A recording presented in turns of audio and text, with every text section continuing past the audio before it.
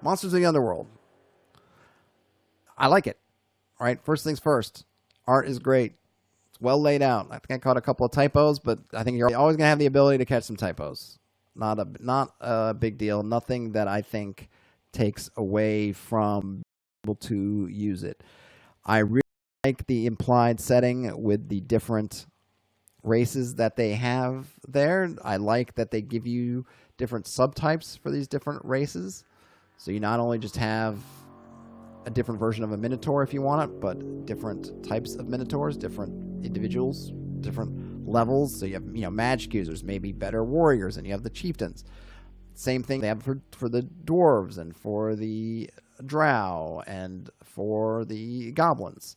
That's all great. I think the monsters that they have are all interesting. They're all, from a vanilla D&D perspective, are all a little bit different, a little bit off kilter in a good way. A little bit strange, funky, which I think when you're getting into the Underworld and if you're expanding on maybe the regular Underdark or just doing your own version, I think having things that are different and quirky and weird is good. I think it's part of the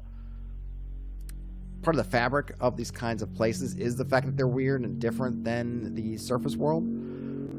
I like the whole implied conflict that's going on that they have set up here with the dark spores and this aberration that's at the bottom or in some deep, maybe the deepest part of this underworld area that's trying to spread out the spores and eliminate all the other races. And similar to what I felt with the Feywild's book is the only thing I have that I would say is a con, and it's not really a con, it's just that there's stuff in here that they really lay the groundwork for, and I would just like them to take it further.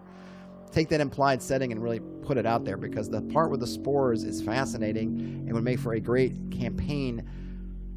But I just feel like that they just take you to a certain point and then for some reason they stop. Take that another level. Give me more about the spores. Give me more detail. Give me some real mechanics of how the spores work. The way they have it laid out is the only way you can get infected is if you make it all the way to the Undervoid, or you end up in the spores field or something else. But you have all these creatures you can run into that are distributing spores, and yet none of their attacks have a chance to infect you. And then the infection, it's a bit weak the way it works. Some things last 10 minutes. They give you no details on what it means to be infected. Just that you get, I guess, potentially get a spore burst ability, which just seems like you're giving them something for it. It almost seems like, well, just get infected so you can spit spores at people. No downside is listed, nothing else. And yes, as a GM, of course, I can make up a downside, but I just think there's such an opportunity there. Give me more on the spores. I really enjoyed the spores. I really thought it was a very cool concept, so I just want more of that. I like the fact they give you tables. Tables are always good, but I'd like some more context for those tables. They don't really go into which tables you should use when, how often you envision rolling them. They give you some GM advice, but it's really, it's not that it's bad advice, it's good advice. It's just super basic.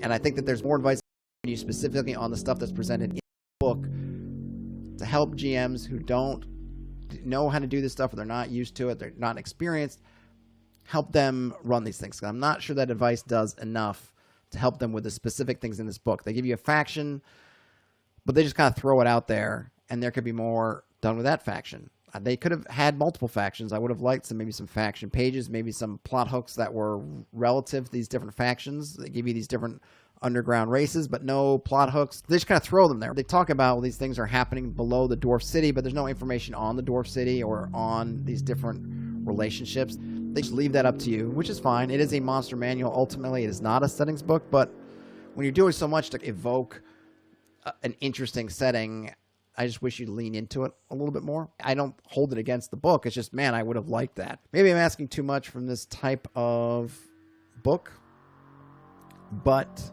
it seems really good. The art is great. Everything great. I just wish that I would have gotten more of something. Look, you can't always get what you want. And of course, as a GM, we can always go in and fill in all this stuff for ourselves. So it's nothing that we can't do. Maybe I just wish they had done it. But I don't want to take away anything from the book, because I think it seems like a really good resource into it.